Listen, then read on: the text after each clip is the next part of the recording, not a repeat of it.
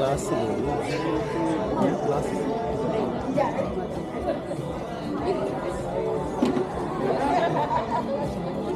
Hey y'all, we'll get started. Hope you can hear me. We good? Thank you. Well, hello. Welcome to Emily's graduation party. Let's give her a round of applause. Thank you so much for being with us tonight, including Emily's grandparents that traveled here from India, her close family friends, her friends from school, her friends from church, all of you, her family. And you all must be wondering who we are. So I'm Navita, and this is Jason. We are Emily's two oldest cousins in the family. We're so excited to be here, kind of brag about Emily a little bit, and just share the night with you all, with all the memories that we have with her. And as you all know, there's a lot to celebrate with Emily. She's what you call an academic powerhouse. She graduated 9th in her class in high school, and this fall she'll be attending UT in their ECE honors program. Round of applause for that, for sure. And actually, pop quiz, since we have to. Does anyone know what the first thing Emily did when she found out she got into UT? Anybody know? There will be prizes for this. Guesses. She cried. She cried. Really good guess, for sure. I'm sure that happened at some point of the night, but not right after. So true. Maybe that day, what did she do? She screamed, yeah. Okay, I'm just gonna give you the answer. So that day, she went to the nearest thrift store, bought all of the UT merch that she could, went to campus, and took 100 photos. And screaming, crying, yelling, I'm sure happened in the midst of all of that as well. Okay, so that's one chocolate for me. I hope you guys do better with the next question. So getting back into bragging about Emily, not only is she an academic powerhouse, she's a natural born leader. In high school, she was sophomore class president. She led the Girls Who Code Club, the National Honor Society. The list just goes on and on. And let's not forget an important accomplishment she had just last weekend. We had a cousin cooking competition, and she kind of just laid the house down with that. The competition wasn't even close. Yeah, it was against Navita and I, and it was not close. She destroyed us. So a powerhouse indeed. And so we're talking a lot about Emily right now, who she is, but Jason and I have had the pleasure of knowing her since she was a baby. And so I'll never forget the first time that I got to know Emily existed in our family. I was a combination of both so excited and also a little scared. I mean, so excited because after a slew of boys that we've had in the family, I was finally getting a girl. And also kind of nervous because I didn't know her when she was just born. She was 2 years old when I met her the first time. I thought she was just gonna want nothing to do with me. She'd be out of the cute cuddly phase. But we'll never forget when I saw her first. We were going on a trip with our family to India, and I was so nervous. It was literally it was like my wedding day or something.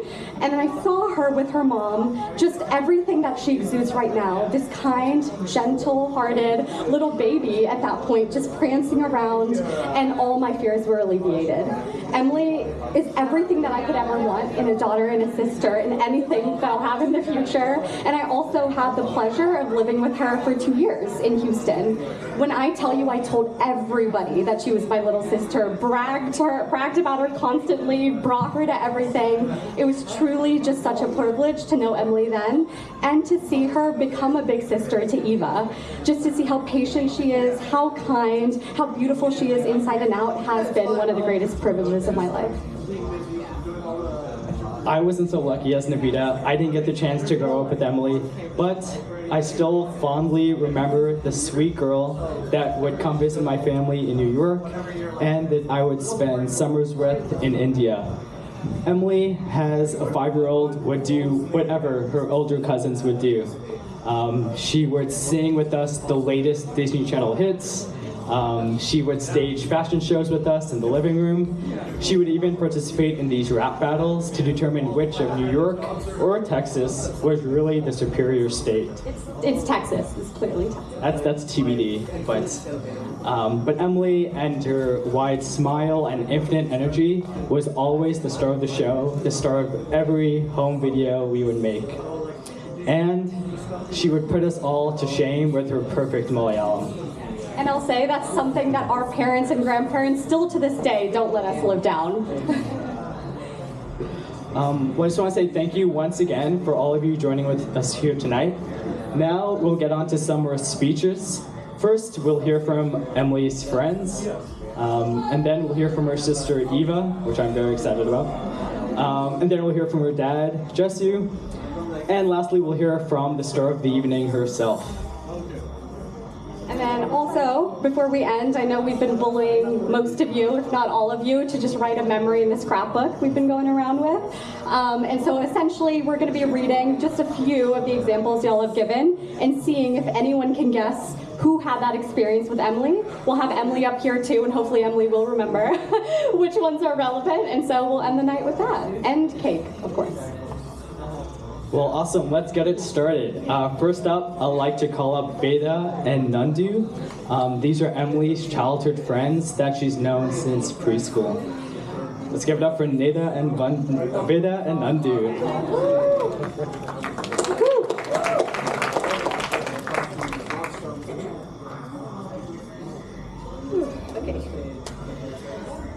Good evening, everyone. For those of you who don't know me, my name is Nandu, and I've been friends with Emily for over 10 years.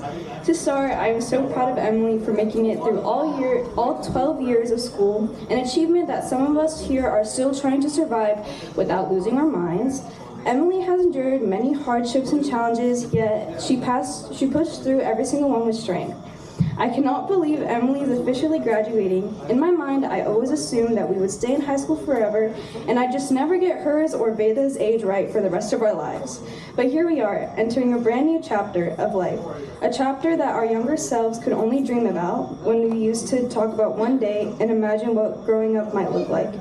Now we're here, and I think it's up to us to live out those childhood dreams, to become the kinds of people we once looked up to and believed we could be.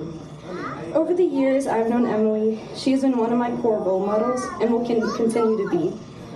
Emily continues to inspire me with everything she does, being part of the top 10 students in her class, graduating high school, going to UT. She's really been doing it all, especially when she was younger. Oh my gosh, all the phases she went through. There was the barn owl phase, her crazy origami phase, her Pinterest and YouTube phase, where all we would do during dinner parties was go on Pinterest or watch 1G and Sarah's Beauty Corner on YouTube. Her ramen phase too. I could literally go on for hours. Let's also not forget about the silly videos she's made that many of us have seen. My personal favorite is her munching on a pickle. And the ones that know. All these quirks have shaped her into being the respectable and remarkable young woman she is today. And I'm honestly so thankful I can stand by Emily and call someone like her one of my true friends and a lifelong sister. From living from 3 minutes to now 40 minutes away, I will always be missing my buddy. You better call and text me.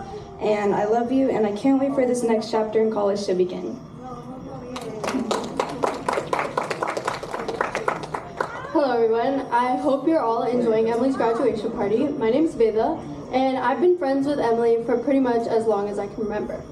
We met after finding out another Malayali was living on our street, and ever since then, we've been friends. My fondest memory with Emily are the many sleepovers we would have after every party. We would come up with a plan to convince our parents for hours before actually sleeping over. We'd stay for hours, whether it was cooking ramen paired with a horror movie, drawing and painting, or talking and giggling as we fell asleep. But the memories I always come back to is when me, Emily, and Nandu are laughing our butts off, whether it be something Nandu said that got added to her list, or the late nights where we're so tired we act delirious. Emily, I've always seen you as a sister, someone who always gave the right advice, helped me through anything, and was always there to listen. I couldn't have found anyone more genuine, kind-hearted, and talented, and I'm so grateful to call you one of my closest friends. I'm so proud of you and how far you've come, not just through your education and getting into UT, but through all the hard work and determination it took to get there.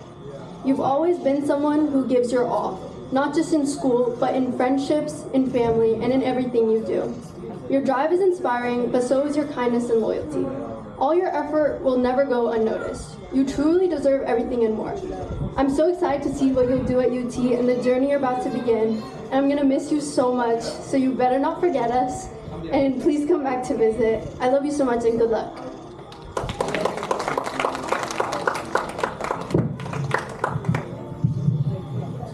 Thank you very much, Veda and Nandu, for those beautiful words. It's amazing to hear how much Emily's friends adore her, and I'm sure it goes the other way. So thank you very much. Next up, I'll invite Joanne to say a few words. Joanne has known Emily since right before they joined high school, and they'll both be going to the same program at UT this fall. So let's get up for Joanne.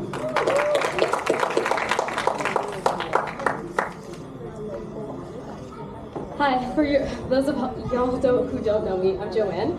I met Emily when I first moved here at freshman year. And initially it was our parents that became really, really good friends because, you know, another Malu Christian in the area, they were like, oh my gosh, we're best friends.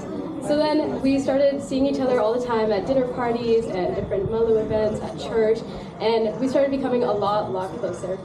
And now she's soon become one of my closest friends. Emily's one of the most kindest, most down-to-earth and loving person I know. I love our debriefs and our talks, whether it's in the church parking lot, walking around in circles for 30 minutes, or even just sitting in our bedrooms and yapping while all the adults downstairs are deciding whether or not to leave for 30 minutes. And even when we go weeks without seeing each other, every time we come back, we pick up exactly where we left off, and we're able to have those conversations and be ourselves. I'm so incredibly grateful to have you in my life, and I'm so proud of everything that you've done, and I can't wait for all of our adventures together next year. Thank you. Thank you, Joanne.